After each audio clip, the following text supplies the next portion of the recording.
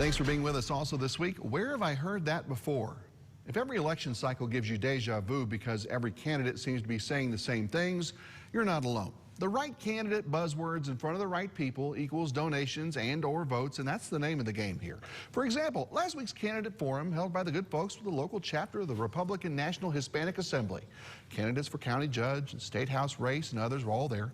And someone in the room told me it was really good, but everyone gave pretty much the same speech.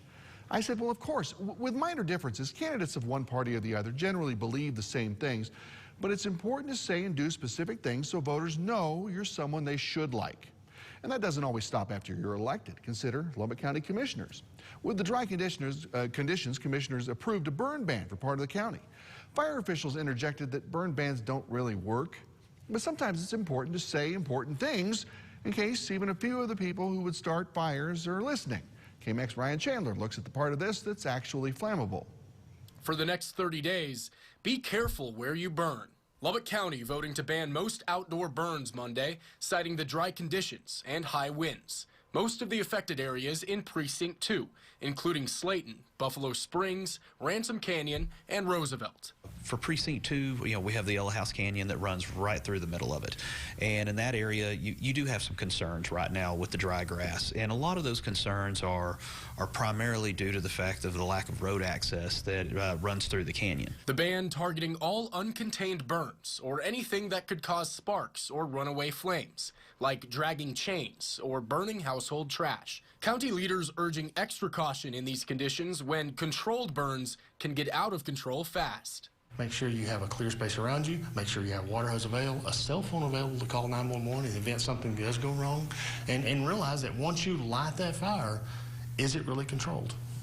But the county stresses bans are less effective than basic responsibility, saying it'll be up to you to use extra caution until safer conditions. A burn ban is simply as good as the paper it's written on. While it does heighten awareness, it does really not much to stop a fire. If it's blowing 45 miles an hour out of the west, you can't burn your trash. Speed limits don't prevent speeding, but a reasonable person will see that limit and will hopefully abide by it. And that's what we want to do with our burn bans. Hopefully a reasonable person is going to see this and understand that, right now is not the best time to be burning outside. Ryan Chandler, KAMC News. All right, and Ryan, speaking of county business, please welcome back to the show Gary Bourne, who's back on the ballot and running again for Lubbock County Commissioner. Good to see you. Good, for a county judge, I think I said commissioner. Good to see you again. Glad to be here. Thank you. You ran for this job last time, close, came up a little bit short. How much have you been watching what's going on with county leadership since then, and what do you feel like you can do to be a better county judge? Well, first of all, the job of a county judge is criminal justice system. That's the courts, the DA's office, the sheriff's office, and the correctional, the jail, the facility, the detention center. And in my opinion, the number one issues facing Lubbock today is crime. And we're averaging shooting every night of the week. We have 73 gangs. 4 years ago, it was 60. 73 registered gangs. We have over 1,400 documented gang members that the police have documented. We got 2 cartels, Chapa, Sonola, and we have 1 million people at the border that have crossed over, and they're disseminating into our communities. And they're in Lubbock, and we have juvenile crime heavy. You've got fentanyl, you've got meth, you've got cocaine, and they're running in our streets. They're with our youth, and I'm going to do everything I can to put a stop to it. I wasn't raised in Lubbock by the greatest generation to let our city get overrun by Biden policies that's going to allow these criminals to destroy our city. And the police know that I will stand for them, that I will fight for them, the deputies know, and I will put a stop to crime. I will put an end to it. In this last budget cycle, of course, the tax increase required to give Sheriff Rowe more money for salaries that he'd been needing for a while past. The commissioner said they were trying to get back to a point where they wouldn't need to do something like that again. Why does finding funding for the sheriff's department always seem to be a tough job for county I don't know. I've been in city school, and right now the Governor Abbott put me on the Brazos River Authority. It's a regulatory agency for water of North Texas. I've never seen a government budget I couldn't cut 5 to 10% out of. And personnel personnel should take place in the budget, not bring it to you as a tax hike.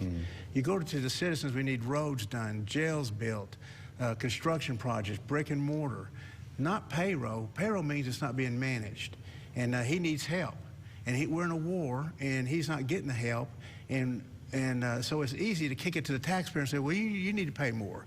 I think, no, we just need to reprioritize, re-strategize how we're spending money and get the money going to where it should be, not going to you and saying, oh, I can't do anything more, I just need more money. You can't operate that way. You can't operate a business. I'm a businessman. And you can't, we've done it for 40 years.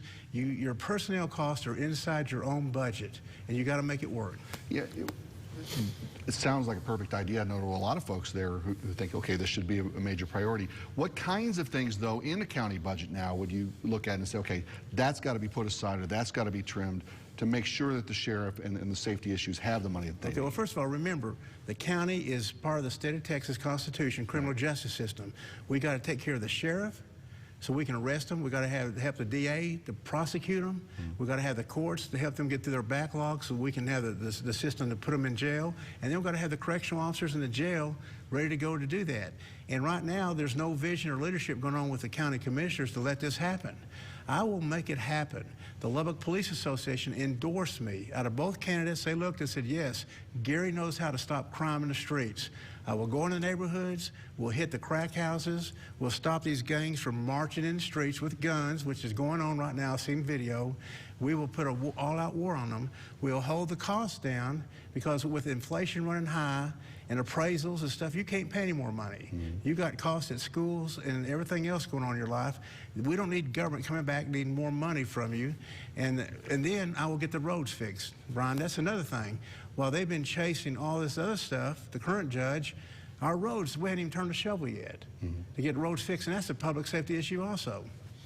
You know, a couple other things county leaders have been dealing with as well. You know, they've talked about getting back to a point where we can hire an actual medical examiner, get back to performing autopsies here. Is that the way to go, you think? I believe so, too. I don't think it should have been outside, and we had Commissioner Jason Corey looking into it, doing what a commissioner does, and he gets attacked and criticized.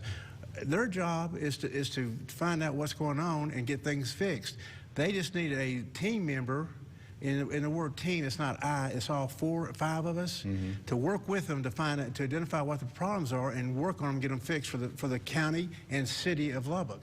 You know, Lubbock County is a urban city county government operation, 300,000 people, so we need to be working and doing those sort of things. Another team you've been on recently, I know you've been on the board putting the Expo Center together, and a lot of people are wondering why this has been kicked down the road a little bit longer than we thought it would be. We thought we'd see more dirt turn and a little something more popping up there.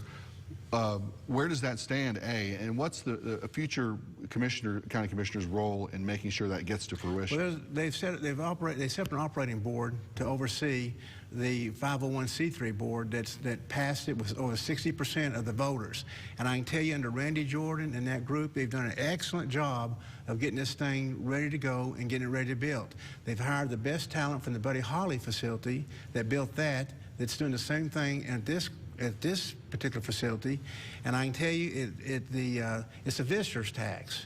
Now, visitor's tax, what we pay when we go see the Dallas Cowboys, the Mavericks, or the Rangers in Dallas. When they come to Lubbock now, they're going to pay our hotel tax. And the visitors are the ones that's paying for our facility. This facility will be a jewel. It'll be first class. It will not cost the citizens anything. The fundraising is right on track. We're going to have great naming rights. You'll know all the people involved in this thing. I want to tell you, it's going to sit 10,000 people.